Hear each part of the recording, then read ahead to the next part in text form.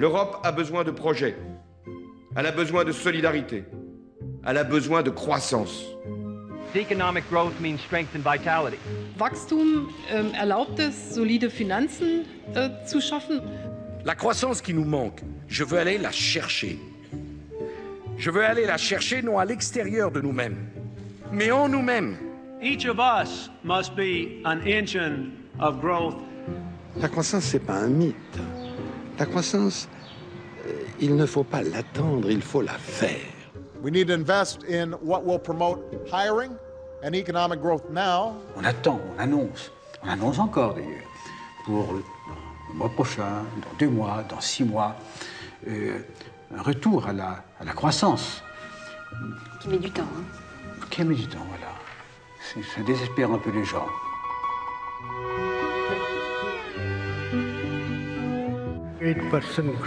Mayor crecimiento económico. For growth and jobs. La crescita. La crescita. Wachstum. 세조戦略の growth. Croissance. The end of growth has already come. La croissance est bel et bien terminée. Nous ne connaîtrons plus nulle part, et surtout pas en Occident, le niveau de croissance en prospérité ou en production alimentaire que nous avons eu, par exemple, dans les années 1980-1990. Cette époque est révolue. La croissance ne reviendra pas, principalement pour une raison qui a été formulée de façon humoristique par un grand économiste américain, Kenneth Boulding, de la façon suivante: celui qui pense qu'une croissance exponentielle infinie est possible dans un monde fini est soit un fou, soit un économiste. Prenons un exemple un peu particulier. Que se passerait-il si un petit hamster ne cessait de croître? Un hamster double son poids toutes les semaines jusqu'à l'âge de 6 à 8 semaines. S'il ne s'arrêtait pas et continuait de doubler à intervalles réguliers, eh bien à l'âge de 1 an, il pèserait 9 milliards de tonnes et pourrait ingurgiter la production mondiale annuelle de maïs en une seule journée. La croissance est de plus en plus difficile, surtout dans les économies occidentales, en raison de la convergence de 3 facteurs. Le premier, c'est l'augmentation du prix du pétrole. Le deuxième, c'est les coûts croissants des impacts du processus industriel, principalement le changement climatique. Le troisième, c'est notre dépendance extrême à la dette qui sert à stimuler la croissance depuis plusieurs décennies. Je suis fermement convaincu que si l'on regarde le monde d'aujourd'hui et qu'on se demande « Peut-on imaginer un meilleur système financier ? Peut-on imaginer un meilleur système énergétique ou un meilleur système alimentaire ? Peut-on imaginer un meilleur système de transport ?» Partout autour de nous, il y a des exemples vivants et pratiques qui montrent qu'on peut faire beaucoup mieux. Notre défi, c'est de les rassembler, de les mettre sous le nez des politiques en leur disant « Qu'est-ce que vous attendez ? Toutes les solutions sont là. »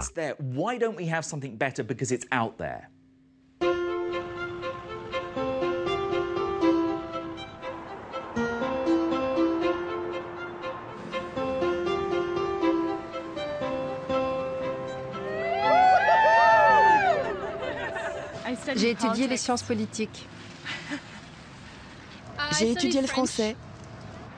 J'ai étudié les sciences politiques et la géographie. J'ai étudié l'économie.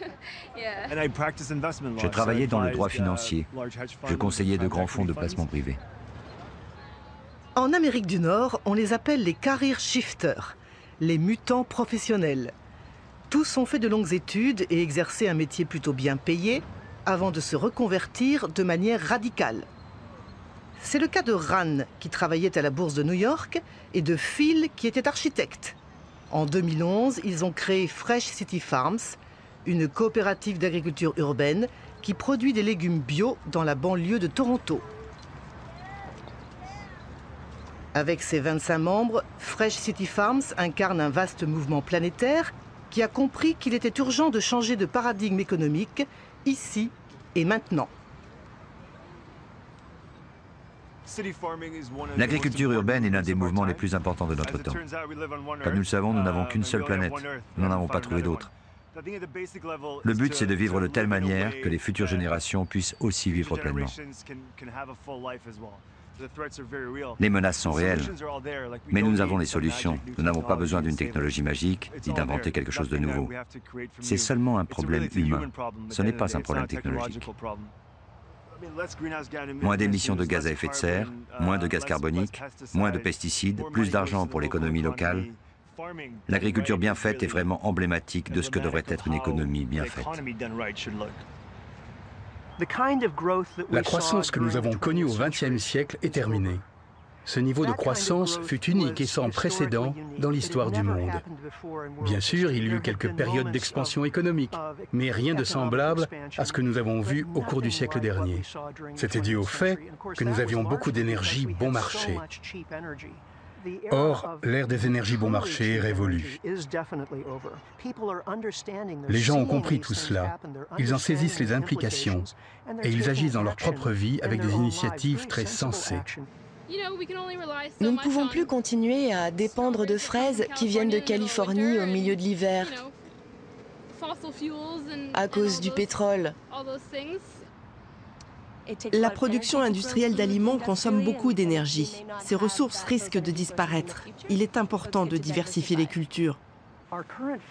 Notre système alimentaire actuel dépend majoritairement des énergies fossiles, que ce soit le pétrole pour les tracteurs, ou la fabrication de pesticides et d'herbicides, ou le gaz pour les engrais azotés. Pour chaque calorie alimentaire produite par le système agricole conventionnel, il faut utiliser 7 calories d'énergie fossile. Dans l'agglomération de Toronto, qui compte 6 millions d'habitants, 60% des fruits et légumes consommés sont importés des États-Unis ou du Mexique.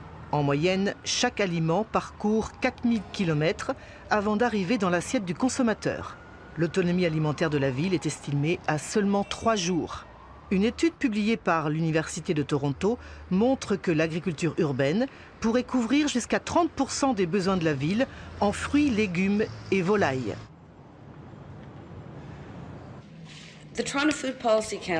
Le Conseil de Toronto pour la politique alimentaire demande un soutien supplémentaire de la ville pour l'agriculture urbaine qui permet de remplir plusieurs objectifs municipaux clés, comme le renforcement des liens de voisinage, le développement économique, la durabilité environnementale et un système alimentaire centré sur la santé. En 1991, la municipalité a créé le Toronto Food Policy Council pour développer un plan de stratégie alimentaire où l'agriculture urbaine joue un rôle clé.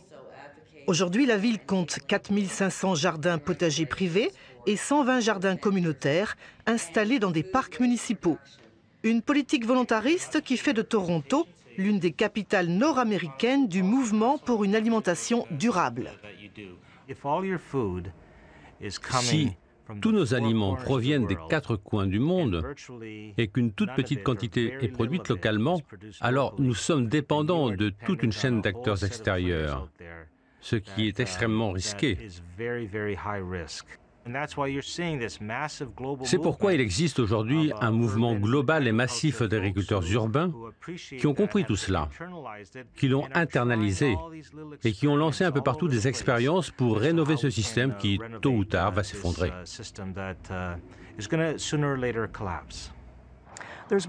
Il y a eu beaucoup de débats pendant la dernière décennie sur la question du pic pétrolier, à savoir si le niveau de production mondiale du pétrole allait atteindre son maximum et commencer à décliner. Tout le monde sait que cela arrivera car le pétrole est une ressource limitée. Certains pensent que nous avons déjà passé ce pic, d'autres qu'il aura lieu au cours des prochaines années. Ce qui compte, c'est le moment où le niveau de production de pétrole divergera avec celui de la demande. C'est là qu'il y aura un choc.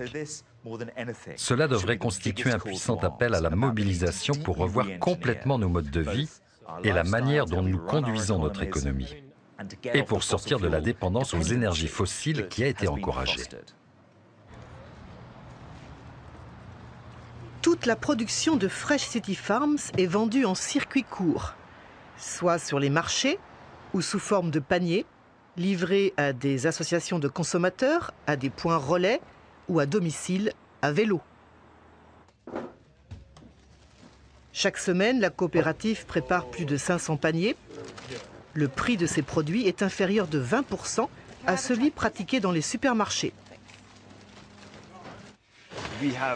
Nous n'avons aucune perte. Nous connaissons le nombre de paniers le lundi et savons exactement combien nous devons récolter. Nous pouvons optimiser nos livraisons et c'est important pour les coûts, mais aussi pour l'énergie. Nos circuits de distribution sont très efficaces du point de vue du pétrole. Nous travaillons avec une équipe d'agriculteurs et de professionnels qui nous aident à mesurer notre impact environnemental en termes d'émissions de dioxyde de carbone ou de biodiversité, mais aussi notre impact éducatif dans la communauté. Tout cela est ancré dans ce que nous faisons.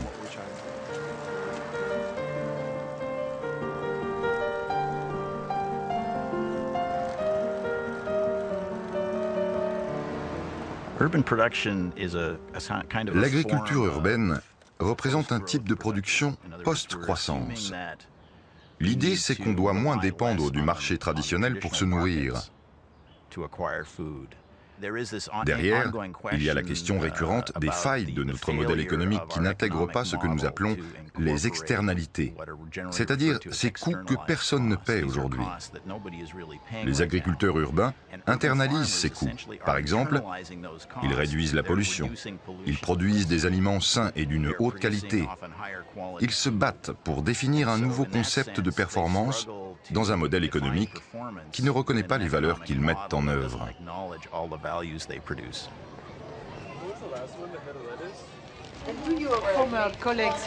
Est-ce que vos anciens collègues de la Bourse de New York savent que vous emballez et cultivez des aliments à Toronto? Oui. Et ils pensent que c'est fou. J'ai travaillé avec les plus grands fonds de pension de New York, qui brassaient des milliards de dollars. C'est un grand changement. J'espère que nous sommes dans une période de transition. C'est de plus en plus courant dans ma génération. La crise financière a choqué beaucoup de gens en les sortant de leur léthargie. Ils ont réalisé que l'argent ne se mange pas. Il ne te rend pas plus heureux quand tu rentres à la maison.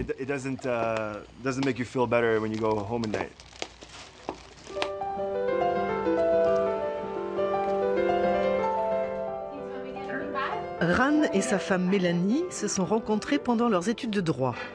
Aujourd'hui, elle travaille comme juriste dans une organisation humanitaire et elle soutient totalement son mari, même s'il gagne beaucoup moins d'argent qu'avant. Le couple a revu à la baisse son niveau de consommation et dénonce l'obsession du toujours plus qui menace l'avenir de la planète et de leur petite fille. Nous sommes en face d'énormes problèmes. Le futur n'est pas clair. Du point de vue environnemental et social, nous ne savons pas si la Terre pourra continuer à supporter notre manière de vivre et si nous serons capables de changer nos modes de vie à temps. Je pense que les gens pourraient être plus heureux s'ils consommaient beaucoup moins et beaucoup mieux.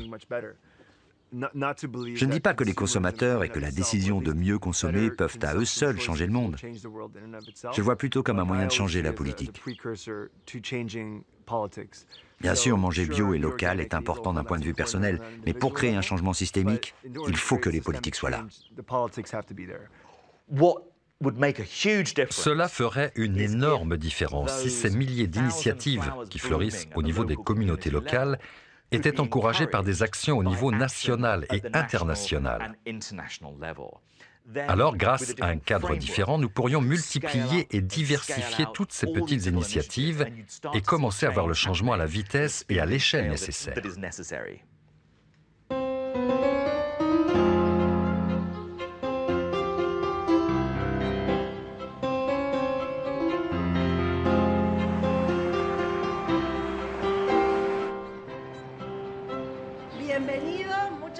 Bienvenue. Merci d'être venu cet après-midi dans le parc maraîcher Molino Blanco. Nous sommes convaincus que l'économie solidaire encourage le lien direct entre le consommateur et le producteur et que cela soutient la souveraineté alimentaire.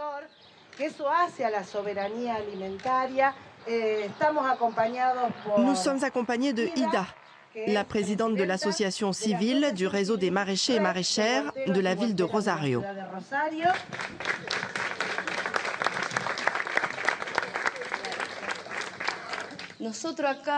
Nous, les familles maraîchères de la ville, nous n'avons pas besoin de beaucoup d'argent, mais de semences saines.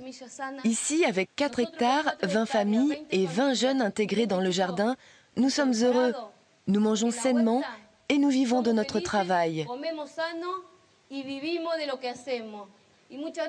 Merci d'être venu. J'aimerais que mes camarades me rejoignent parce que je me sens un peu mal à l'aise. Ana, Teresa, Nelly, Pinto, vengan los huerteros.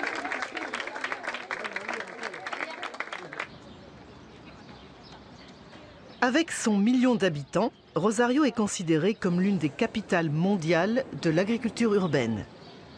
Distinguée par un prix des Nations Unies, la ville compte aujourd'hui plus de 300 maraîchers professionnels installés sur 22 hectares de terrains municipaux. Une centaine de jeunes sont actuellement en formation. Ce programme exceptionnel a été conçu au début des années 2000, au moment de la grande crise économique qui avait plongé des millions d'Argentins dans le chômage et la pauvreté. À sa tête, Antonio Latuca, un ingénieur agronome passionné d'agroécologie. C'est lui qui a convaincu la municipalité de soutenir l'agriculture urbaine comme un moyen de lutte contre l'exclusion sociale. Le programme d'agriculture urbaine est né de la crise de 2001. Nous avons eu alors des conditions exceptionnelles que nous n'avions jamais espérées, même en rêve. Ce fut un moment d'explosion. C'est pourquoi nous disons que les crises constituent des opportunités pour que les structures qui sont généralement rigides bougent, pour que des brèches s'ouvrent, permettant de donner des impulsions nouvelles à des causes dont la société a besoin.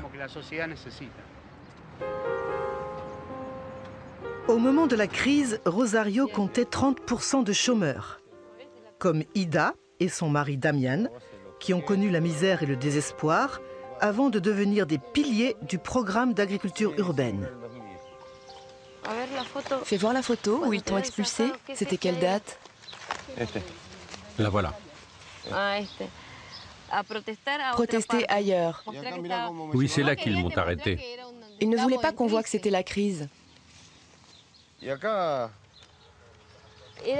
Elle était piquetera et Ida Pinto est devenue une chef d'entreprise qui travaille avec toute sa famille.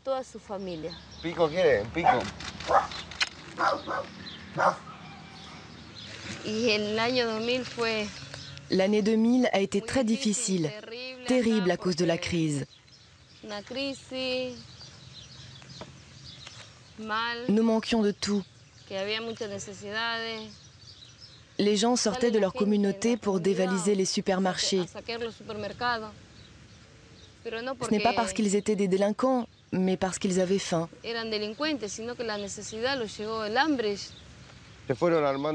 Nous avons formé des groupes de familles qu'on a appelés piqueteros, parce que nous brûlions des pneus pour barrer les rues et les routes.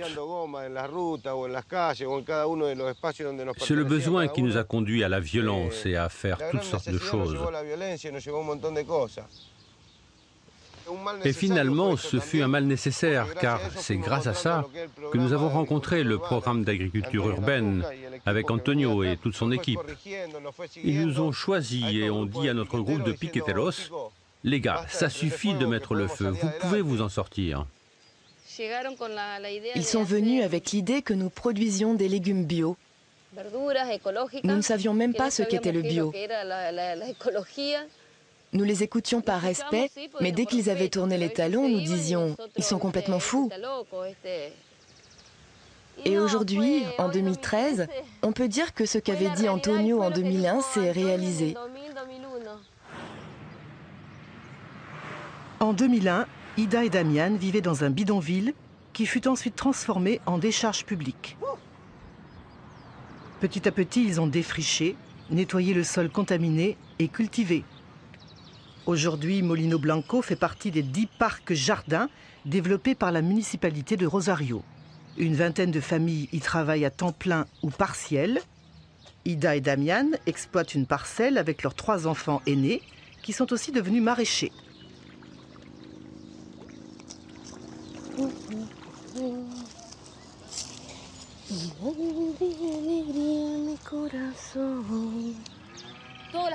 Tout ce que vous voyez ici, c'est nous, les familles qui l'avons fait, comme les arbres. C'est super de se lever le matin pendant l'été, un verre de maté à la main, et d'entendre chanter les oiseaux en pleine ville. Si seulement cela pouvait se reproduire partout dans le monde. Parce que c'est sain, très écologique, nous n'utilisons pas de poison et nous ne faisons de mal à personne. Tout est naturel. Je pense qu'ici, c'est la base d'une alternative pour changer le monde. C'est ce que je ressens comme maraîchère, comme mère, comme femme du monde global. Toute la production des jardins est prise en charge par la municipalité. C'est elle qui fournit les camionnettes pour acheminer les légumes vers les 7 marchés hebdomadaires et les stands. La démarche d'économie sociale et solidaire se double d'une volonté affirmée de limiter les émissions de gaz à effet de serre et de lutter contre les effets du réchauffement climatique. Depuis une vingtaine d'années, Rosario, comme Toronto, est victime de violentes inondations qui causent d'importants dégâts humains et matériels. En multipliant les espaces cultivés dans la ville, l'agriculture urbaine permet d'absorber les surplus d'eau. Rosario constitue aujourd'hui une référence latino-américaine pour le développement soutenable. Les villes doivent décider ce qu'elles veulent être et Rosario a décidé qu'elle voulait être une ville soutenable, solidaire, avec une économie sociale très forte et responsable par rapport au changement climatique. Si nous ne disons pas à la société que ce qu'elle fait quotidiennement affectera l'avenir des générations futures, de nos enfants et petits-enfants, si nous ne mettons pas en œuvre des politiques qui génèrent certes des débats, mais qui permettent de changer le paradigme social, nous ne pourrons pas nous mobiliser. Si nous ne faisons rien contre le réchauffement climatique, l'économie mondiale va être définitivement et dramatiquement altérée. Elle ne va pas s'effondrer complètement parce que certaines parties du monde, notamment les pays riches, seront capables de survivre, mais de très nombreux pays dans les parties les plus pauvres du monde vont s'effondrer. Selon les travaux les plus sérieux qui existent, selon ceux du GIEC, il faudrait que les pays riches réduisent de 4% par an d'ici 2050 leurs émissions de gaz à effet de serre pour qu'on reste à l'intérieur d'une élévation de la température à la surface du globe de 2 degrés. Si en plus on ajoute à cet impératif vital celui de la croissance, c'est comme si on appuyait sur l'accélérateur d'émissions au moment où il faut freiner très fort. Car la croissance est dans tous les cas un accélérateur de pression écologique. Pour moi, le principal problème, c'est que nous ne voulons pas penser à long terme. Il nous faut une vision à long terme pour pouvoir privilégier les mesures à long terme plutôt qu'à court terme.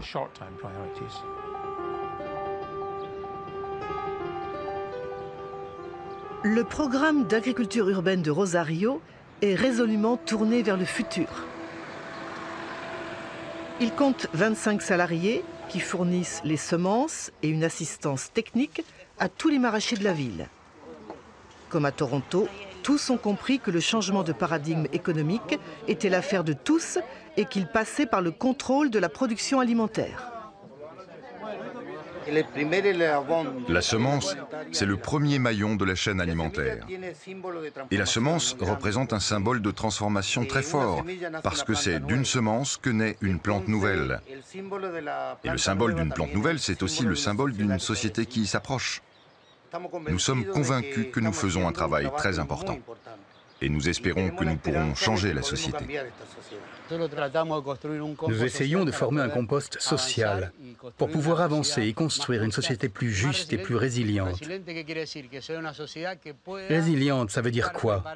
C'est une société qui est prête à affronter, par exemple, le réchauffement climatique, la violence et tout ce qui nous attend. Nous prétendons humblement nous préparer à tout cela partout où nous vivons. Nous sommes déjà en marche et nous continuerons.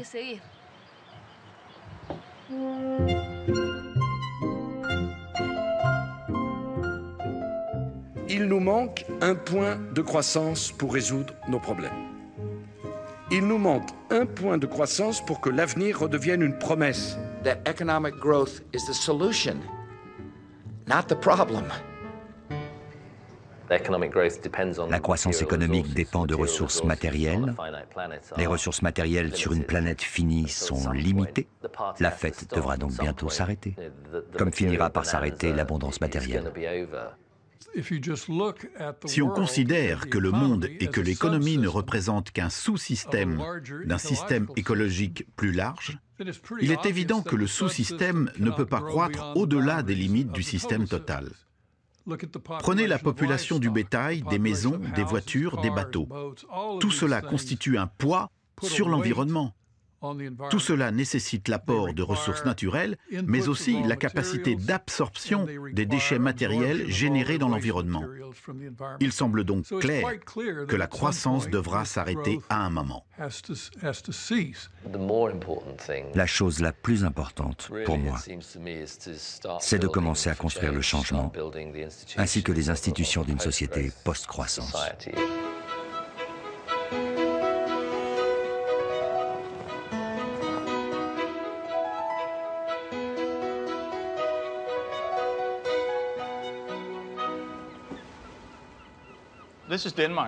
Voici le Danemark.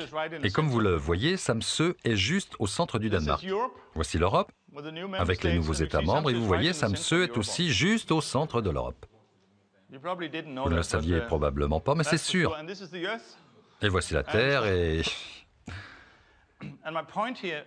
Toute blague mise à part, je pense qu'il est important de comprendre que votre responsabilité concerne le lieu où vous vivez. En 1997, nous avons gagné le concours pour être l'île danoise de l'énergie. Nous nous sommes engagés à renoncer aux énergies fossiles et à nous convertir à 100% aux énergies renouvelables. Nous avons réussi. C'est une bonne chose que nous ayons prouvé qu'il est possible de faire ce changement. Donc quel est le problème ? Il est très difficile de prédire le futur, mais c'est sûr, le prix du pétrole et des énergies fossiles va augmenter, parce que nous sommes de plus en plus nombreux à vouloir partager les mêmes ressources. Voici le mode de vie des Américains ou du monde occidental. Ça, c'est une grosse voiture, et ça, une grande maison, et tous nos voyages et toute la viande que nous mangeons, tout ce qui fait que nous sommes de gros et lourds consommateurs. La question, c'est comment ramener l'âne sur le sol. C'est l'un des exercices que vous allez faire ici. Cherchez comment nous pouvons changer de manière à avoir une économie plus autosuffisante. Parce que ce système demande toujours plus de pétrole. Si chaque personne sur la Terre atteignait le même standard matériel que les Européens, il nous faudrait 3 planètes.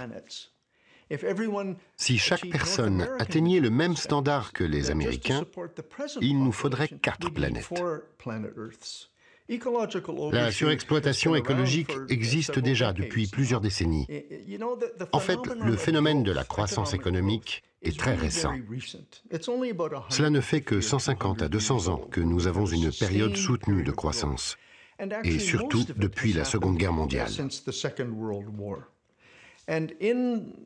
Entre la fin des années 1960 et 1970, nous avons atteint pour la première fois l'état de surexploitation. C'est-à-dire que la demande totale des humains a dépassé la capacité durable de la Terre à fournir nos besoins et à assimiler les déchets générés par notre consommation. Vous connaissez la phrase « penser global et agir local ». Eh bien, je pense qu'il faut la changer pour penser et agir local. Nous avons besoin de plus de héros locaux. On a toujours eu besoin de héros locaux, de personnes qui prennent la responsabilité de rassembler les gens, d'organiser les structures et d'être l'inspiration du changement. Comme à Toronto et Rosario, les 4000 habitants de la petite île de Samsø ont leurs héros locaux. Le premier s'appelle Jørgen, un agriculteur qui exploite 200 hectares et élève une centaine de génisses. La seconde s'appelle Merete, une experte comptable qui travaille dans un foyer d'accueil pour jeunes en difficulté. Merete et Jørgen furent les piliers de la transition qui a conduit à l'autosuffisance énergétique de Samsø. Aujourd'hui, l'île exporte même de l'électricité vers le continent et ses habitants émettent 13 fois moins de gaz à effet de serre que la moyenne danoise. La recette ? un mixte d'énergie renouvelable dont Jürgen est devenu le champion. Tous les toits de sa ferme sont couverts de panneaux solaires reliés au réseau national d'électricité. Un compteur à double sens mesure en permanence son niveau de production et de consommation. De plus, Jürgen a emprunté 1 200 000 € pour acheter une éolienne d'une capacité d'1 mégawatt. Grâce à un prix du kilowatt préférentiel, fixé par les pouvoirs publics, il a pu rembourser son emprunt en 6 ans. Et aujourd'hui, il ne cache pas que ce fut une bonne affaire. Elle produit 2,5 millions de kilowatts par an et nous touchons 5 centimes d'euros par kilowatt. Ça fait 115 000 € par an. Les frais fixes sont d'environ 40 à 50 000 €. L'éolienne vous rapporte plus que les vaches. Oui. Grâce aux incitations financières promues par le gouvernement, Jürgen et sa femme Lisbeth ont fait construire une maison à basse consommation énergétique. Panneaux solaires, pompe à chaleur, isolation maximale, le couple est devenu un spécialiste des économies d'énergie et du réchauffement climatique. Avec l'élévation annoncée du niveau de la mer, une partie de Samsø pourrait être engloutie par les eaux. À une époque, on disait que le problème était pour dans 2 ou 3 générations, mais on y est déjà. Nous avons des petits-enfants. Je suis inquiète pour leurs enfants. En 5 ans, nous sommes devenus neutres du point de vue des émissions de CO2. Nous avons créé de l'emploi et gagné de l'argent, et ça continue. Il faut agir, et pas juste bavarder. C'est la clé. Agir et pas bavarder. Il faut le courage de le faire. Oui. Il est vraiment très important que nous agissions de manière proactive plutôt que réactive. Il est impératif que nous ayons une économie post-croissance et post-carbone. Mais elle ne viendra pas toute seule. Elle est certes inévitable, mais le plus tôt nous commencerons à la préparer et plus grandes seront nos chances de réussite. Le fait que les communautés locales puissent investir dans des projets énergétiques permet aux gens d'être connectés aux enjeux et d'être rassurés quant à l'avenir de l'énergie. Cela fournit aussi des revenus financiers au niveau local. Cette idée de relocaliser l'énergie et l'alimentation constitue le fondement de la société post-croissance. Le succès de Samsø se résume en 2 principes clés: propriété locale et collective des énergies renouvelables. Toutes les éoliennes installées sur terre ou en mer appartiennent à des structures publiques, comme la municipalité, de petits groupes d'actionnaires locaux ou à des coopératives. Jürgen préside l'association des propriétaires des 10 éoliennes offshore. La plus grande coopérative compte 330 membres, comme Inge, qui a investi 6 500 € récupérés au bout de 9 ans. Les coopérateurs sont originaires de Samsø, mais aussi du continent. La principale motivation pour entrer dans le projet, c'est le souci de l'environnement. Par leur investissement, les membres souhaitent réduire activement les émissions de CO2 du Danemark. Et dans le même temps, ils n'ont rien contre le fait de faire une bonne affaire grâce à l'argent investi dans le projet. Nous devons nous attaquer aux problèmes localement, car on s'est aperçu qu'il est extrêmement difficile de changer la production énergétique d'en haut. L'important, c'est que nous l'avons fait nous-mêmes. Ce ne sont pas de grosses compagnies qui sont venues construire les éoliennes, mais nous-mêmes. En tant que petit groupe, nous n'avons pas hésité à sauter le pas en disant que c'était faisable. La mutualisation de la propriété caractérise aussi les 4 systèmes de chauffage urbain de Samsø qui utilisent tous des énergies renouvelables. Mørete préside une coopérative de 286 membres qui a mis en place une chaudière collective fournissant chauffage et eau chaude. La centrale brûle 1600 tonnes de paille par an, livrée par 6 agriculteurs, dont l'incontournable Jürgen. Tous les membres ont considérablement réduit leur empreinte écologique, mais aussi leur facture énergétique, divisée par 2, car la coopérative est bien sûr à but non lucratif. Le fait que nous ayons créé cette centrale sur un mode coopératif a suscité un grand intérêt, non seulement au Danemark, mais dans le monde entier. Parce qu'il n'est pas très courant qu'on gère une centrale de chauffage sans recherche de profit. Le fait d'être membre d'une coopérative fait que vous êtes plus conscient de l'énergie? Oui. Oui. On est plus sensible à la question énergétique, car on est copropriétaire de l'installation. La démocratie énergétique, c'est le mot d'ordre de l'Académie de l'énergie de Samsø, qui a ouvert ses portes en 2007. Aujourd'hui, l'Académie reçoit de nombreuses délégations internationales qui veulent s'inspirer du modèle collectif qui a fait le succès de la transition énergétique. Pour Søren Hermansen, son directeur, le changement de paradigme économique passe par une revalorisation de ce que l'on appelait autrefois les communs.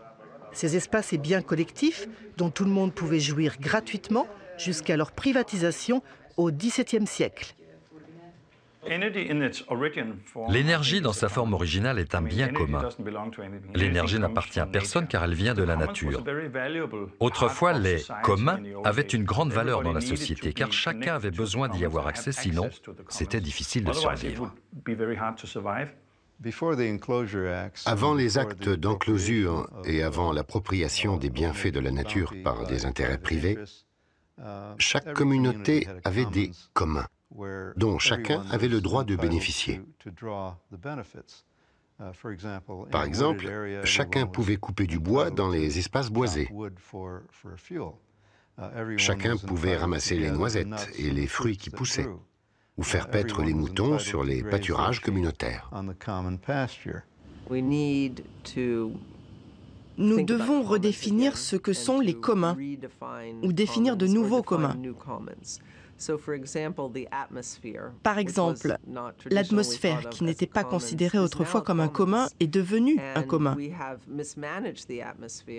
Nous avons maltraité l'atmosphère en laissant n'importe qui y déverser des polluants. Nous avons besoin d'un processus qui permette de gérer les communs à une échelle globale. La notion de commun est un concept fondamental de la nouvelle économie.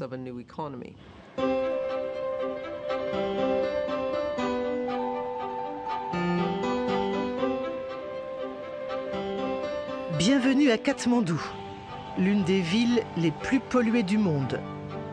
En 30 ans, sa population a été multipliée par 7 pour atteindre 1 500 000 habitants. La plupart sont des familles paysannes qui ont fui la misère des campagnes. La capitale népalaise est aujourd'hui rongée par un développement chaotique, à l'image de la rivière sacrée Bagmati, devenue un infâme dépotoir. Ici, tout est difficile. Le logement, l'alimentation et l'électricité coupées une dizaine d'heures par jour. Pourtant, malgré une instabilité politique chronique, le gouvernement mène un programme de développement des énergies renouvelables exemplaire. Confié à l'Agence de promotion des énergies alternatives, l'AEPC, celui-ci est mené tambour battant par une équipe de jeunes cadres formés en Allemagne qui ont aussi compris qu'il fallait de toute urgence changer de paradigme économique.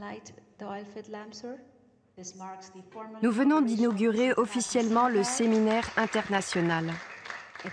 Il est temps de promouvoir activement l'innovation dans le secteur énergétique. La micro-hydroélectricité représente l'une des alternatives énergétiques la plus réussie du Népal.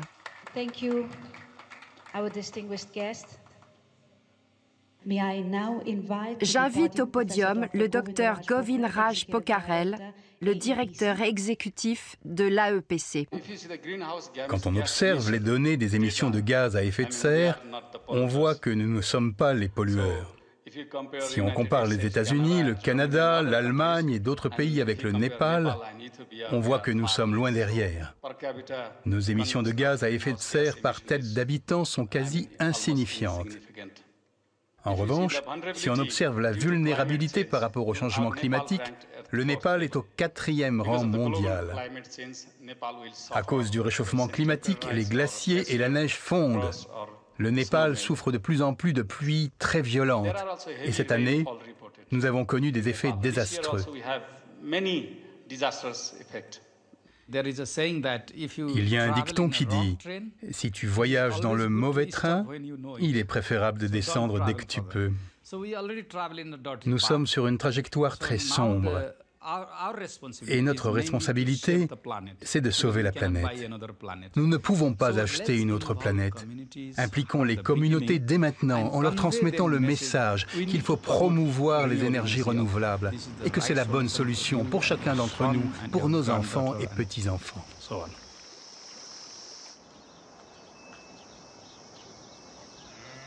Aujourd'hui, 25% du budget du Népal servent à importer du pétrole. Dans ce pays niché au cœur de l'Himalaya, l'électricité provient essentiellement des centrales hydroélectriques qui alimentent les villes. Difficile de la transporter au fin fond des montagnes où vivent 80% de la population. Pourtant, le Népal est en passe de réussir son pari, apporter la lumière dans tout le territoire avec 100% d'énergie renouvelable et un développement zéro carbone irriguant toute l'économie locale.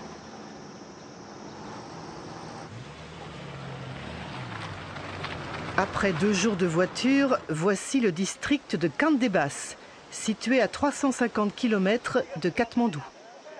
Ces 4000 habitants ont de quoi être fiers. Ils sont totalement indépendants du point de vue énergétique grâce à un mixte de micro-hydroélectricité et de biogaz. Et bien sûr, Kandebas a son héros local. Dil, professeur d'anglais, qui a étudié et travaillé à Katmandou avant de revenir dans son village natal pour participer au développement de sa communauté.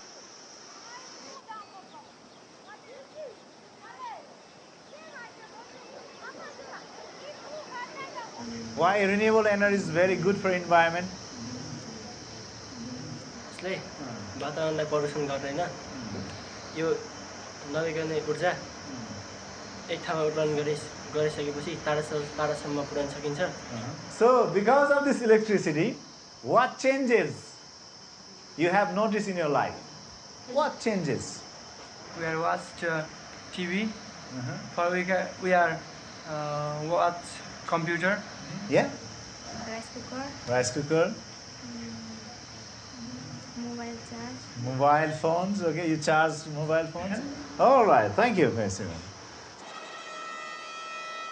Jusqu'en 2009, les habitants de Kandebas n'avaient pas l'électricité. Ils ont sollicité l'aide de l'AEPC pour construire une centrale de micro-hydroélectricité baptisée Dharam Kola, du nom de la rivière qui traverse le village. Le projet a été entièrement conçu par la communauté en collaboration avec une ONG locale. Le gouvernement a fourni 30% des fonds nécessaires à la construction. Pour être raccordé au réseau, chaque famille devait fournir 2 mois de travail en nature et une contribution financière de 8000 roupies. Le reste du financement provenait d'un emprunt collectif. Les propriétaires de la centrale de Dharam Kola, c'est toute la communauté. Tout le monde a travaillé pour ça. Construit le canal, le bâtiment, porté les matériaux, les poteaux. Toute la responsabilité de la maintenance est prise en charge par la communauté. Ainsi, le projet est plus durable. Ce projet a permis de créer de l'emploi, d'augmenter les revenus des familles. Il a aussi apporté de l'autonomie économique à toute la communauté. Quel est le rôle du gouvernement ? Le gouvernement est celui qui met en musique. Son rôle est de créer l'environnement pour que les usagers, le secteur privé, la société civile, tous les acteurs puissent trouver ensemble la meilleure solution. Sans la participation de tous et la propriété collective des projets, le développement ne sera pas durable. D'un point de vue social, les gens acquièrent le pouvoir d'organiser leur propre développement. Juridiquement, la centrale de micro-hydroélectricité appartient au comité des usagers qui compte plus de 300 familles. Lors de l'Assemblée générale de 2013, Deal, le secrétaire du conseil d'administration, a annoncé une bonne nouvelle, la fin du remboursement du prêt collectif contracté 4 ans plus tôt. Toutes nos dépenses et recettes mensuelles sont inscrites dans ce document. À chaque dépense indiquée correspond une facture. Vous pouvez vérifier à tout moment les factures et tout autre point. C'est votre droit. D'après le rapport d'aujourd'hui, nous sommes clairement en bénéfice. Que faire de ce bénéfice? Où l'investir? Nous allons en discuter. Nous utiliserons les bénéfices générés pour le développement de notre communauté. Nous pourrions dépenser les bénéfices dans l'éducation, la santé et les transports. Si nous utilisons cette ressource selon nos besoins, ça nous permettra de ne plus être dépendants de l'extérieur.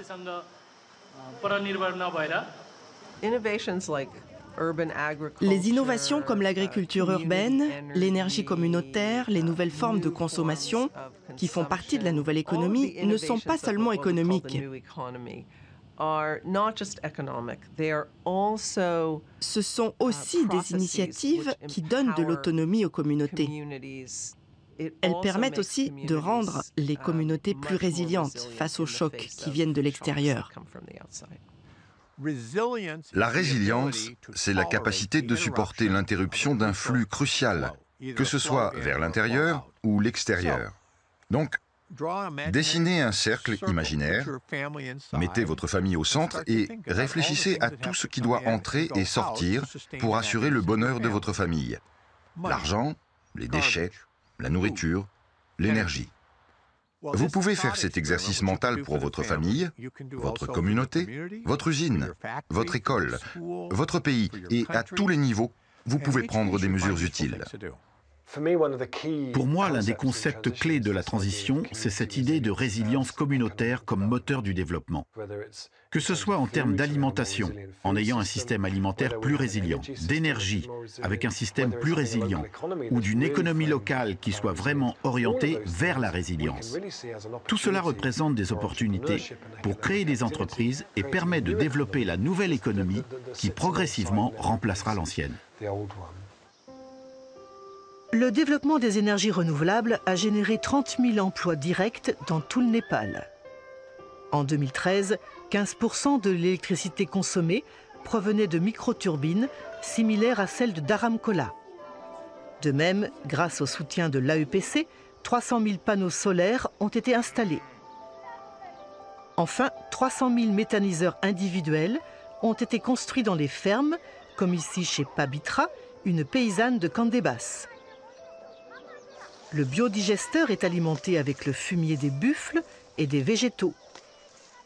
Le méthane produit dans une fosse souterraine est utilisé pour la cuisine, tandis que les déchets de la méthanisation servent d'engrais biologiques.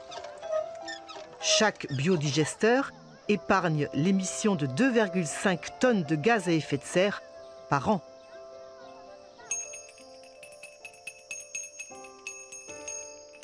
Résultat, 1 million de foyers népalais consomment aujourd'hui une énergie propre et renouvelable. Ce bilan exceptionnel a été largement commenté lors de la conférence de Katmandou, où l'Allemand Olaf Hohmeier a annoncé une très bonne nouvelle. Nous avons analysé 8 scénarios différents, en commençant par l'Allemagne toute seule, puis tous les pays européens, plus l'Afrique du Nord. Le potentiel énergétique que nous avons estimé pour l'ensemble de la zone est 20 fois supérieur à nos besoins en 2050. La ligne rouge en bas représente nos besoins en énergie. La ligne verte en haut, le potentiel total d'énergie renouvelable sur lequel nous pouvons compter.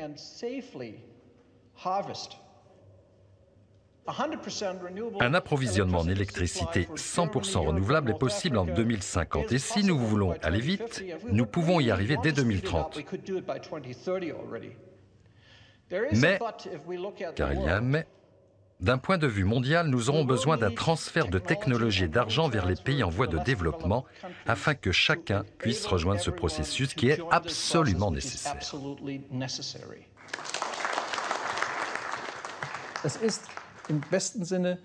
C'est dans l'intérêt des pays développés de faire en sorte que les pays en voie de développement ne passent pas par le même modèle de développement qui fut historiquement le nôtre. L'Allemagne, par exemple, est devenue riche grâce au charbon de la Ruhr. Nous ne pouvons absolument pas nous permettre de répéter ce scénario 5 fois. Nous devons aider les pays en voie de développement à sauter directement toutes ces étapes. Si nous n'assumons pas notre responsabilité, alors nous ruinons l'avenir de nos enfants et de nos petits-enfants. Car nous laisserons une planète inhabitable à cause du réchauffement climatique.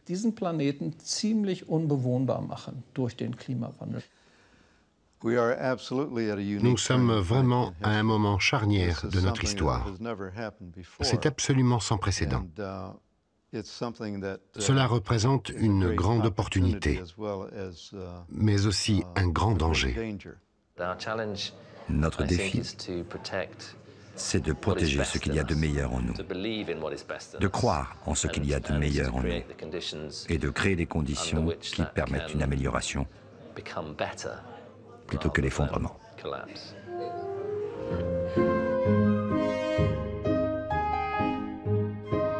È indubbio che una crescita duratura sia condizione essenziale per ridurre la disoccupazione.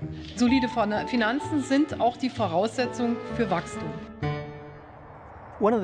L'un des principaux obstacles à la transition vers une société post-croissance, c'est le système financier actuel. Notre système financier a connu une croissance beaucoup plus rapide que tous les autres secteurs au cours des dernières années, plus rapide que l'agriculture ou que l'industrie. Cela signifie que le système financier a un pouvoir politique énorme. Ce sont les grandes banques qui résistent au changement et s'opposent aux réformes. Je pense que nous devons reconstruire tout le système de bas en haut, c'est-à-dire communauté par communauté. C'est pourquoi les monnaies communautaires et les systèmes d'échange alternatifs font partie du processus de décentralisation en redonnant du pouvoir aux communautés.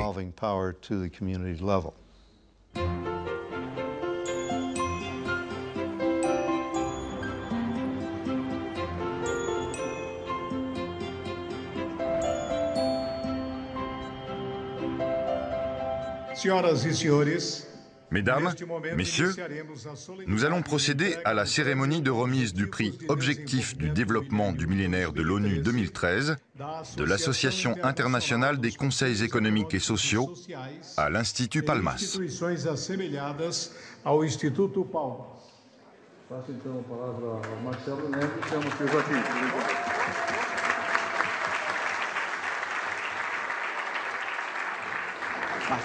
Obrigado por ter aceitado. Parabéns. Fica bem.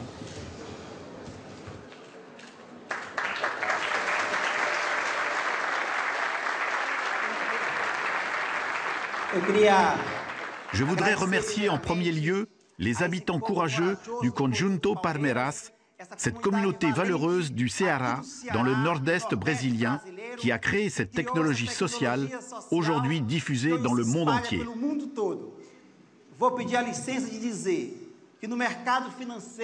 Face au marché financier, qui est dominé par une majorité d'hommes, comme l'Assemblée d'aujourd'hui, je voudrais dédier ce prix à la Banque Palmas, dont 70% des salariés et 95% des clients sont des femmes.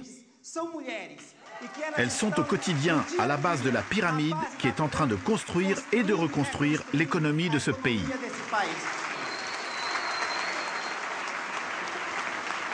En ce jour de novembre 2013, Joachim Melo savoure sa victoire. En 1998, cet ancien séminariste a créé la première banque communautaire du Brésil. En 2002, il récidive en lançant le Palmas, la première monnaie locale du pays. À chaque fois, il a subi les foudres de ceux qui l'honorent aujourd'hui.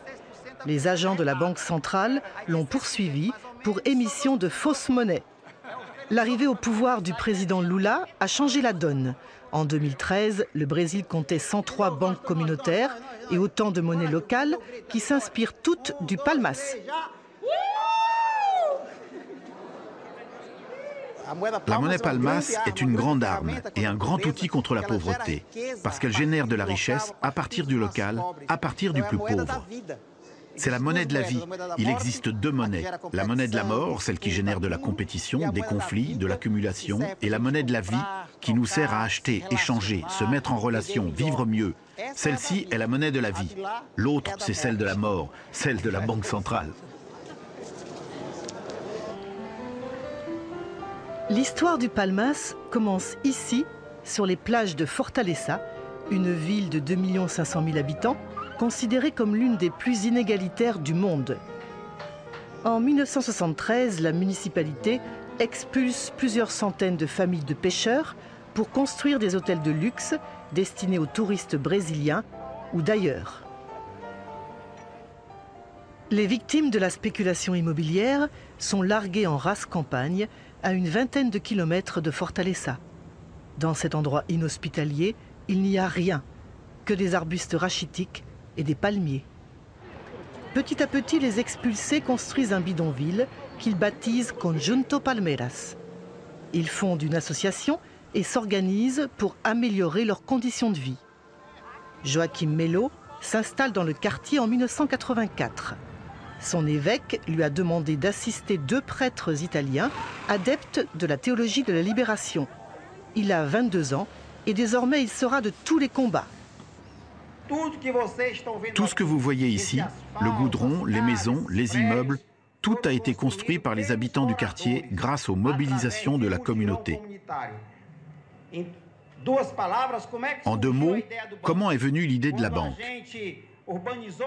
Quand nous avons urbanisé ce quartier, quand nous avons construit les égouts, apporté l'eau et l'électricité, les habitants continuaient d'être très pauvres économiquement.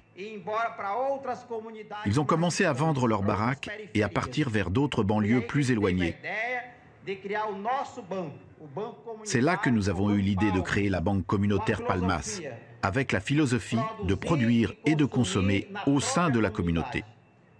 C'est pour ça que la banque travaille avec 2 monnaies, le Real et le Palmas, qui est notre monnaie locale.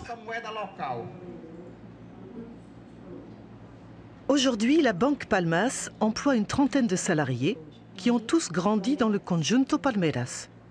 Sa caractéristique, c'est qu'elle appartient à la communauté et que sa gestion est collective. Tout habitant du quartier peut y ouvrir un compte sans aucune condition de ressources. Un vrai privilège dans un pays où 40% des citoyens n'ont pas accès aux services bancaires pour cause de pauvreté. De même, en vertu d'un accord passé avec le gouvernement, chacun peut y payer ses factures d'électricité ou toucher sa retraite en réal, la monnaie nationale. Mais l'originalité de la banque Palmas, c'est qu'elle émet sa propre monnaie, le Palmas, qui équivaut à 1 réal. Pour s'en procurer, les habitants peuvent changer des réals en Palmas ou contracter un microcrédit en monnaie locale. L'avantage, c'est que chaque paiement effectué avec des Palmas donne droit à une ristourne automatique de 5%. Le territoire de circulation de la monnaie locale, que Joaquim préfère appeler monnaie sociale, est strictement limité au Conjunto Palmeiras et c'est précisément ce qui fait sa force. Si je vous donne un billet de 10 réals, vous allez les prendre, monter dans un bus et partir au centre-ville. Ce billet est parti du quartier et il n'a rien généré. Mais si je vous donne un billet de 10 palmas, c'est sûr que vous allez acheter dans le quartier. La personne chez qui vous allez acheter va acheter chez une autre, et ainsi de suite. En moyenne, chaque palmas qui sort de la banque fait 5 tours, c'est-à-dire qu'il est utilisé pour 5 achats et qu'il génère 5 richesses jusqu'à ce qu'il soit de nouveau échangé. Avec le palmas, on ne peut rien faire d'autre que d'acheter ou de vendre. C'est cet acte d'achat et de vente qui génère du travail, de la richesse et un vrai développement. En 1997, nous avons réalisé la première cartographie de la production et de la consommation dans le Conjunto Palmeiras. À l'époque, à peine 20% des habitants faisaient leurs achats dans le quartier. 80% achetaient à l'extérieur. C'est pour ça que nous étions pauvres. 15 ans plus tard, 93% des gens font leurs achats dans le quartier et seulement 7% à l'extérieur.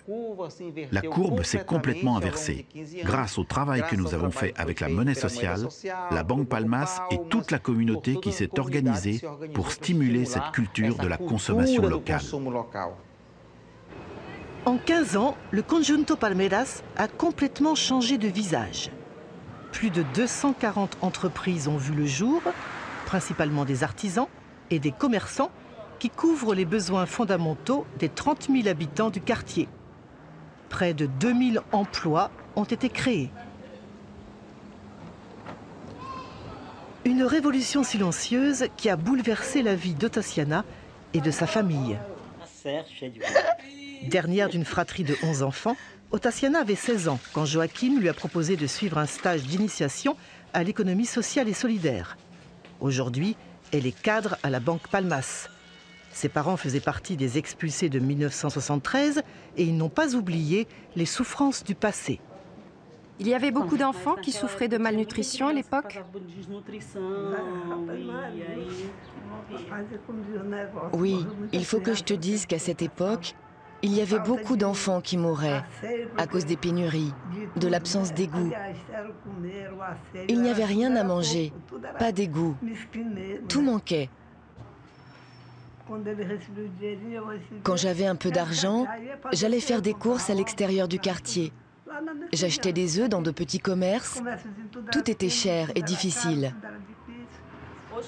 Aujourd'hui, on a tout à proximité et on peut consommer au sein de la communauté.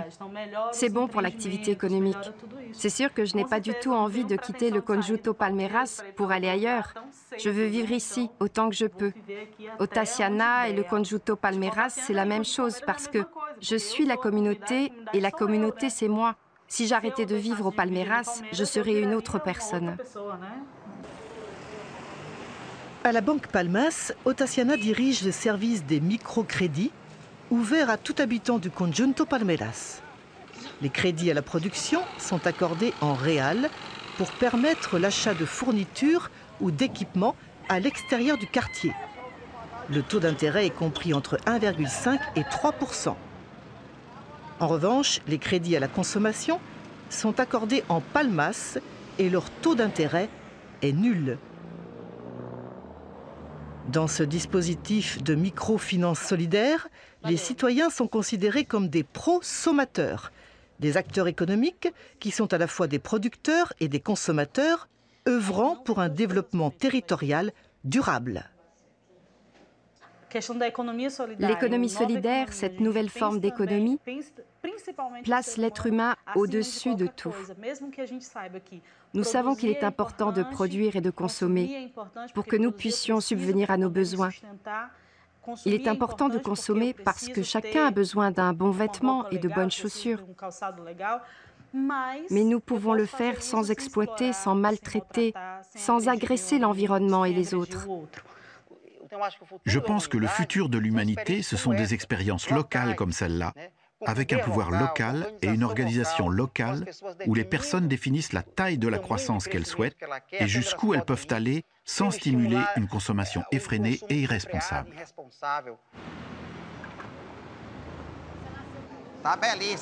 Vous êtes belle, détendez-vous.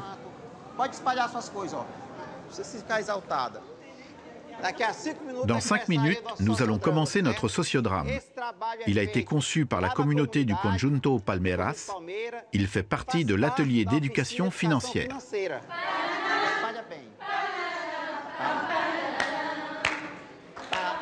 Dans le modèle économique basé sur la croissance, la consommation est vue essentiellement comme le débouché de la production et pas du tout en référence à des besoins humains ou sociaux mis en délibération. Il s'agit de pousser à l'achat à tout prix. Et c'est pour pousser à l'achat à tout prix qu'ont été développés ces deux grands systèmes gigantesques et coûteux que sont d'une part la publicité, sous toutes ses formes, et d'autre part le crédit à la consommation. E tu foi daqui para Iguatemi comprar o quê? Eu fui comprar uma blusinha na C&A, um perfume importado, uma sandália na Casa Pio, chocolate da Cacau Show e sanduíche no Dudas Burger. Mulher, tu foi daqui pro shopping pra comprar isso e sair tudinho, tu comprava aqui mesmo no Conjunto Palmeira. Mas aqui no bairro não tem as marcas que eu gosto. Mulher, como é que tu vai pagar essas coisas de marca? Não vou pagar não, comadre, eu comprei com meu cartão de crédito. Ce n'est pas un choix personnel d'être un consommateur. On exige de nous d'être un consommateur, de participer à l'économie, que ce soit dans le système financier, agricole ou énergétique. Tout est construit autour de la consommation. É muito fácil. Basta a gente perguntar o que estou querendo comprar agora. É uma necessidade ou é um desejo? Vamos priorizar a necessidade e o desejo fica para depois.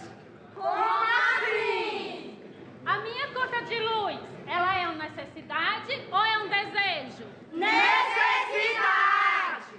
E o celular da minha filha com Bluetooth, é uma necessidade ou é um desejo? Desejo! Fica pra depois! E o alisamento de meus cabelos?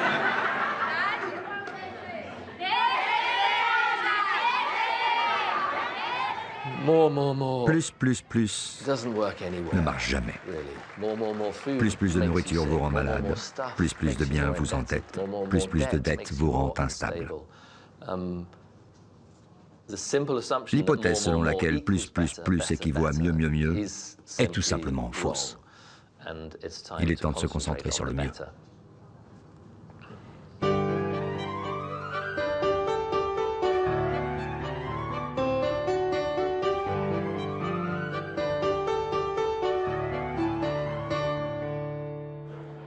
Depuis la crise financière de 2008, les monnaies locales ont le vent en poupe. En 2013, on en recensait plus de 2000 à travers le monde. Une trentaine avaient été créées ou étaient en cours de création dans les pays germanophones et une vingtaine en France. À l'instar du palmas, toutes appartiennent à des communautés et sont liées à un territoire géographique strictement limité. Comment expliquez-vous que l'agriculture soit l'objet de débats intenses depuis 30 ou 40 ans, que l'énergie représente un vrai casse-tête depuis déjà plusieurs décennies, mais que l'argent ne faisait pas partie des discussions, alors qu'il sous-tend toutes les autres activités? Notre système monétaire officiel est considéré comme neutre. La plupart des économistes partent de ce principe, alors que nous savons tous ici que ce n'est pas vrai. Si nous continuons à nous accrocher à l'idée d'une monnaie unique, liée à la dette bancaire, nous laissons le pouvoir à un lobby qui n'a rien à voir avec la démocratie et les valeurs que nous défendons. Je ne dis pas qu'il faut se débarrasser du système bancaire, mais je dis qu'il faut se débarrasser du monopole. Jordi Griera, votre objectif, c'est de remplacer en partie l'euro en Catalogne par une monnaie différente, c'est ça? La réponse est oui. La raison est due au manque de liquidité en Catalogne, comme d'ailleurs dans la plupart des pays du sud de l'Europe. Le problème, c'est qu'il y a de la résistance. Les économistes, avec toute leur bonne foi, ne comprennent rien à la multiplicité des monnaies. Comment les convaincre? Je leur dis que le XXe siècle fut celui de la centralisation. La monnaie centrale appartient au passé. Le XXIe siècle, c'est l'ère des monnaies multiples. Nous pensons à 3 niveaux. L'un sera l'euro, la monnaie globale pour échanger avec d'autres pays, une monnaie catalane et aussi une foule de monnaies locales qui auront chacune leur spécificité. L'une des choses intéressantes que nous enseigne l'histoire, c'est que les empires qui ont duré longtemps avaient des monnaies multiples. Ils avaient des moyens d'échange pour le commerce et la finance internationaux, et d'autres uniquement pour organiser l'économie locale. Pour pouvoir être résilientes, les sociétés ont besoin de monnaie locale. En cas de rupture du système plus large, elles pourront ainsi continuer à acheter des aliments ou à travailler.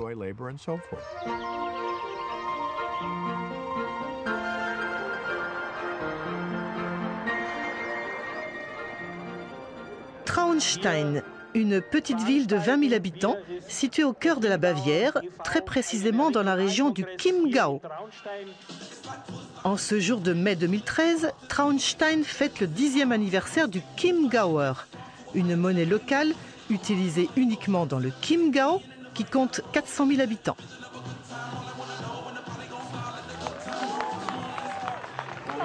À 32 ans, Heike est une utilisatrice convaincue. Elle change régulièrement des euros parce qu'elle sait qu'une partie de la somme sera versée à la crèche parentale où vont ses enfants. Change-moi 100 €. 70, 80, 96 plus 4 font 100 Chiemgauer. Pour toi, Heike. Dépense bien ton argent, ça servira à soutenir ta crèche. C'est bien, non? Oui, je trouve aussi. Quand j'ai adhéré à l'association du Chiemgauer, j'ai sélectionné un projet que je voulais soutenir. Pour moi, c'est la crèche parentale. 3% de mes dépenses en Chiemgauer sont systématiquement reversées à la crèche. En général, les associations sont sous-financées. Ce petit coup de pouce financier est plutôt bienvenu. De plus, c'est une motivation pour utiliser le Chiemgauer comme moyen de paiement. Je trouve ça très bien que le Chiemgauer circule dans la région, car ça permet de soutenir les entreprises locales et de sortir de la grande consommation en se concentrant sur les besoins essentiels. On ne peut pas spéculer avec le Chiemgauer. Non, les billets doivent être utilisés dans un délai de 3 mois. Sinon, il faut les revaloriser pour qu'ils puissent continuer à circuler. Un Chiemgauer perd 2% de sa valeur tous les trimestres. Par exemple, on voit que ce Chiemgauer est valide jusqu'au 1er octobre. Avant le 1er octobre, il faudra donc acheter un timbre de revalorisation équivalent à 2% de sa valeur pour qu'il puisse continuer à circuler. Le Chiemgauer est ce que devrait être une monnaie, à savoir un symbole d'échange et un moyen d'échange, et pas un moyen de gagner de l'argent. Le Chiemgauer est ce que l'on appelle une monnaie fondante. Son but est d'encourager la consommation et l'investissement dans l'économie réelle et de décourager la spéculation qui caractérise aujourd'hui 95% des transactions financières mondiales. Comme le Palmas, le Chiemgauer ne peut être thésaurisé ni emprunté avec un taux d'intérêt. Aujourd'hui, la monnaie bavaroise représente un modèle pour de nombreuses initiatives européennes qui veulent en finir avec les effets pervers du système des taux d'intérêt. Quand les usagers ont trop de Chiemgauer et veulent les épargner, ils peuvent le faire, mais sans taux d'intérêt. Cela nous permet d'accorder des prêts à taux zéro, ce qui évite de mettre les gens sous la pression de la croissance. Avec ce système, à terme, l'économie n'aurait plus besoin de croître. Le problème avec le système monétaire actuel, c'est que si je suis, par exemple, un chef d'entreprise, eh bien, je suis obligé de croître pour rembourser les intérêts de mes emprunts, sinon je ne peux pas survivre. C'est pourquoi nous avons besoin d'un système monétaire où le taux d'intérêt est nul pour que l'économie arrête de croître. Notre système monétaire n'est pas compatible avec un développement soutenable parce qu'il génère des contraintes de croissance en raison du mécanisme des intérêts composés.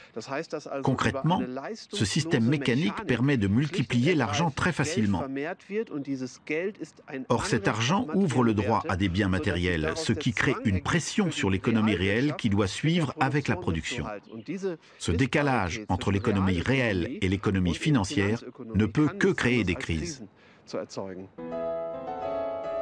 En 2013, 500 000 Chiemgauer étaient en circulation pour un chiffre d'affaires équivalent à 7 millions d'euros. En 10 ans, plus de 350 000 Chiemgauer ont été versés à 200 associations locales. L'argent provenait des timbres de revalorisation générés par la fonte de la monnaie, mais aussi de la taxe de 5% payée par les entreprises qui ont changé leur surplus de Chiemgauer en euros. Les 5%, pour moi, c'est un cadeau que je fais à ceux qui utilisent le Chiemgauer. Mais ça ne vous gêne pas de perdre un peu d'argent? Non, car cet argent reste dans notre région. L'association des pompiers, les bandes de musique, tous en profitent. Moi aussi j'en profite, parce que les gens reviennent chez moi pour acheter mes produits. Lieber Gott, wir danken dir für das gute Essen hier. Secrétaire de direction, Heike a pris un congé parental pour élever ses 3 enfants. Son mari, Alexandre, travaille comme ingénieur dans une grande entreprise allemande. Tout ce que vous mangez ce soir a été produit localement? Non, ce n'est pas possible. Mais nous essayons d'acheter local, le plus possible. Nous pouvons manger la saucisse fabriquée tout près d'ici, plutôt que de manger une saucisse qui a été trimballée sur toute la planète. C'est ça que nous voulons soutenir. Nous vivons dans la société du jetable et pour moi il est important de montrer aux enfants qu'il y a d'autres voies possibles et que chacun doit commencer quelque part. Que pensez-vous du système monétaire actuel? Il comprend d'énormes risques parce qu'on n'arrête pas de faire fonctionner la planche à billets et de créer de la dette pour rien de raisonnable ni de durable. Tout est basé sur le court terme. C'est un système explosif, c'est sûr. Nous avons eu une crise il y a 3 ans et je doute que ce ne soit la dernière. Elle peut revenir n'importe quand. Ça va être très dur de reprendre le système en main. Les monnaies locales ou régionales présentent l'avantage qu'elles peuvent stabiliser l'économie. Une économie plus petite, plus modeste et écologiquement plus soutenable, qui est surtout découplée des grands flux globaux de finances et de ressources. Est souverain non pas celui qui a beaucoup d'argent, mais celui qui a peu de besoins. C'est une phrase de Nico Pech. Mais aujourd'hui, le titre est « En marche vers la sobriété ». Nico, je te passe le micro.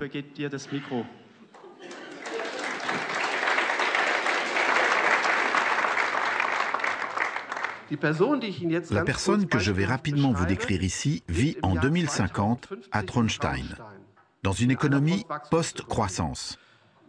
Cette personne est un prosommateur, plus seulement un consommateur. Un prosommateur travaille 20 heures par semaine et gagne un peu d'argent. Avec cet argent, il peut consommer suffisamment, sans stress et surtout plus de manière infinie. Les 20 heures libérées qui sont désormais à sa disposition, il les utilise pour pratiquer des activités importantes. Premièrement, la production personnelle, par exemple dans son jardin ou à la fabrication d'objets artisanaux. Deuxièmement, l'utilisation partagée de biens comme une voiture, une perceuse ou une caméra digitale. Et troisièmement, la réparation pour prolonger l'utilisation des équipements. Tout ça, ce sont des astuces pour ralentir l'industrie, la mettre en sourdine, sans avoir à renoncer aux performances de l'industrie. C'est ça l'enjeu de la société post-croissance. C'est tout sauf un état sombre, froid, lugubre, avec peu de possibilités. C'est au contraire un état de liberté énorme, avec une énorme capacité de nous réaliser comme êtres humains. Cette société est matériellement légère, moins intensive en termes de gaz à effet de serre et d'énergie. Elle demande moins de biens matériels parce qu'elle fournit surtout des services plutôt que des objets. Et peut-être encore plus important, par nature, elle est intense en travail. C'est une société où il y a une demande infinie pour les services que chacun rend aux autres. C'est une société où on peut conserver l'emploi, où on délivre de la qualité au niveau local et où on réduit notre impact sur la planète.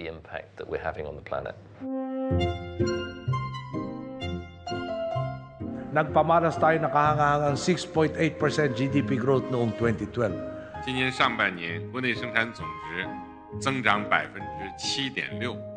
By simply raising women's employment rates to the level of men, GDP would jump significantly. by 5% in the US, 9% in Japan, 10% in South Africa. Quand on parle de croissance d'une grandeur technique qui s'appelle le PIB, le produit intérieur brut. Personnellement, je ne lui ferai pas trop de reproches tant qu'on reste dans son domaine technique, c'est-à-dire la somme des valeurs ajoutées produites dans une économie. C'est un outil technique utile. En réalité, le problème arrive avec la sacralisation de cet indicateur, lorsqu'on l'assimile à un indicateur de progrès, ce qu'il ne peut pas être. Je crois que le mieux est de prendre l'exemple des États-Unis. Parmi les grands pays du monde, c'est celui dont le produit intérieur brut par habitant est le plus gros. Environ 30% de plus que celui de la France quand même. Or, ce pays détient tous les records du monde développé en matière d'inégalité, de pauvreté, de mauvaise santé, de prévalence de l'obésité, de violence et de délits, de personnes emprisonnées. On est donc là dans le contre-exemple parfait. Le PIB ne mesure que les activités économiques qui ont lieu sur le marché à un moment donné. Le sénateur Robert Kennedy a dit un jour que le PIB mesure tout, sauf ce qui est réellement important pour le bien-être et la société des humains.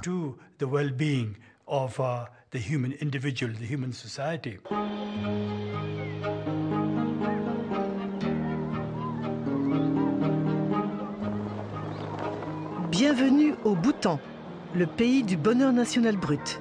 Conçu par Sa Majesté Jigme Wangchuk en 1973, le BNB est considéré comme l'une des alternatives les plus abouties au PIB. Depuis l'avènement de la démocratie parlementaire en 2008, il inspire toute la politique publique du petit royaume. Coincé entre les géants chinois et indiens, le Bhoutan a longtemps vécu replié sur lui-même, loin des turbulences de la modernité et de la croissance. Avec un PIB de 1 milliard d'euros, il est considéré comme l'un des pays les plus pauvres de la planète. Pourtant, il représente aujourd'hui un modèle, celui d'une société post-croissance en marche, qui est à l'origine d'une résolution des Nations Unies approuvée par 67 pays. En 2013, le Bhoutan a remis un rapport à la demande de l'ONU. Intitulé « Le bonheur vers un nouveau paradigme de développement », il a été rédigé avec la collaboration de plus de 60 experts internationaux, dont Tim Jackson, Richard Heinberg ou William Rees. Je pense que c'est l'une des nouvelles les plus optimistes, enthousiasmantes et formidables de l'histoire récente. Un petit pays a compris que le produit intérieur brut n'a rien à voir avec le bien-être humain.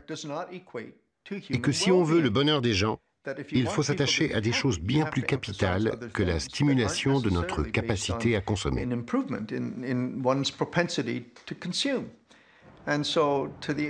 Le petit Bhoutan représente un phare pour le monde. J'espère qu'il nous aidera à sortir du brouillard. Les enfants, bienvenue à chacun d'entre vous. Bienvenue aux parents et aux enseignants, anciens ou nouveaux. Nous ferons tout notre possible pour éduquer véritablement pour le bonheur national brut. Et même, comme c'est le cas ici à l'ELC, pour le bonheur universel. En 2010, le gouvernement a publié une directive exigeant de tous les établissements scolaires qu'ils introduisent l'enseignement du BNB dans leur programme. L'ELC est aujourd'hui considérée comme une école pilote dont les pratiques inspirent de nombreux enseignants du pays. Quand on nous a confié la mission d'éduquer pour le BNB, nous avons essayé d'établir des connexions entre toutes les activités que nous faisons dans l'école et les 4 piliers du BNB. Les 4 piliers du BNB sont la conservation de la nature, la promotion de la culture, le développement d'une économie soutenable et la bonne gouvernance. Prenons le premier pilier du BNB qui est symbolisé par le tigre. Le Club Nature, par exemple, permet aux enfants de produire leurs propres aliments bio. Ils trouvent ainsi une alternative aux aliments industriels emballés qui polluent l'environnement. C'est comme cela que les enfants établissent des connexions. En 4 ans, l'ELC a bouleversé son programme d'enseignement. Désormais, il se divise en 2 sections strictement égales, les matières académiques et l'apprentissage des life skills, les compétences liées à la vie quotidienne. Ici, tous les élèves apprennent à cultiver un jardin biologique ou à recycler les plastiques qui sont lavés, découpés, avant de servir de bourre dans des coussins vendus au profit d'un hôpital.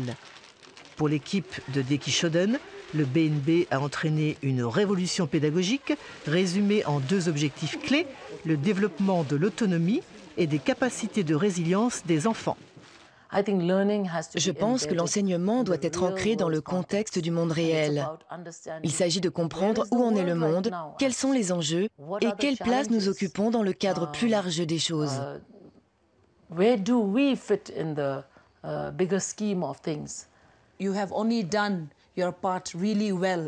Pour moi, les enseignants et les adultes ont vraiment joué leur rôle dans la vie des enfants quand ils ont su leur transmettre le pouvoir ou les aptitudes qui leur permettent de devenir des acteurs du changement.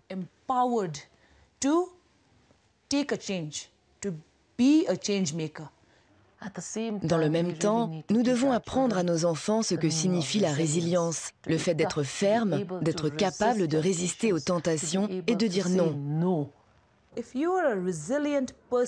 Quand on est une personne résiliente, on est capable de surmonter beaucoup d'obstacles dans la vie. Cela nous permet de pouvoir faire face à toutes sortes de forces contraires qui pourraient être la cause de notre malheur. Je pense que c'est une qualité très importante et que nous devons aider les enfants à l'acquérir. De prime abord, ça a l'air un peu simpliste. Éloignons-nous du PIB qui ne marche pas et passons au bonheur national brut qui tombe sous le sens. Tout le monde veut être heureux. Mais en fait, c'est très profond car cela implique une refonte complète des systèmes de base de la société.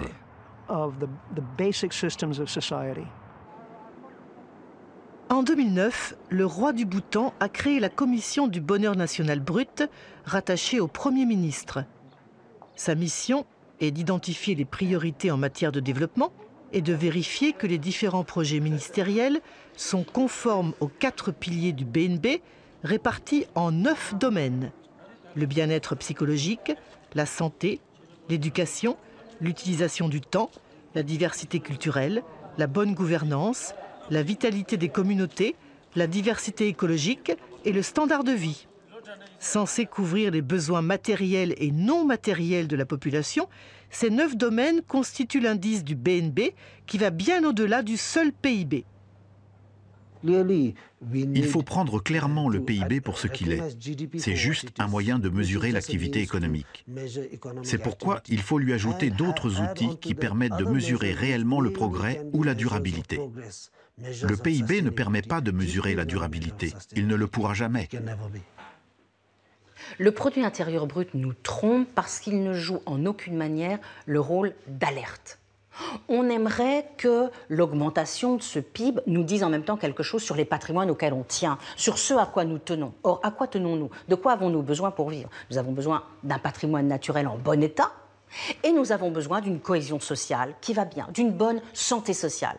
Nous pouvons avoir un gros PIB et un patrimoine naturel et une cohésion sociale qui vont très mal. Donc le PIB ne joue en aucune manière le rôle d'un indicateur d'alerte qui sonnerait, qui nous dirait « attention, vous êtes en train de dépasser des seuils critiques ». Les choix que nous faisons sont influencés par le cadre que nous utilisons. Si pour prendre les décisions, on n'utilise qu'un cadre économique, le choix qu'on fait peut être très bon d'un point de vue économique, mais en revanche, il peut être très mauvais d'un point de vue social ou environnemental. Comme le cadre qu'on utilise n'est pas global, il est difficile d'avoir une vue d'ensemble et au final, on risque de prendre une décision qui aura de nombreux effets négatifs imprévus. L'indice du BNB a inspiré plusieurs décisions importantes du Bhoutan, comme l'interdiction de la publicité. Décidée par le roi, elle a été confirmée au nom de la protection de l'environnement.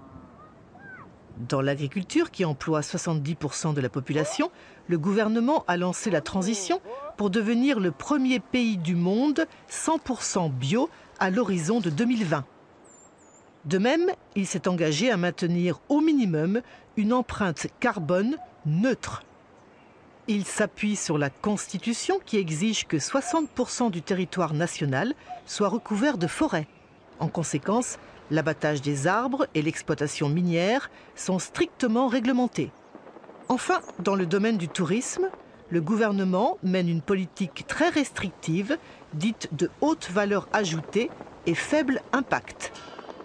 Les taxes payées par les touristes servent à financer la santé et l'éducation, gratuites pour tous.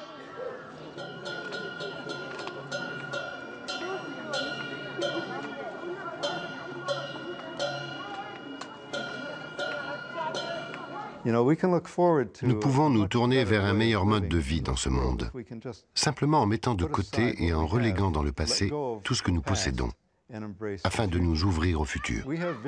Nous avons des visionnaires qui sont en train d'esquisser les scénarios du possible et nous devons les écouter.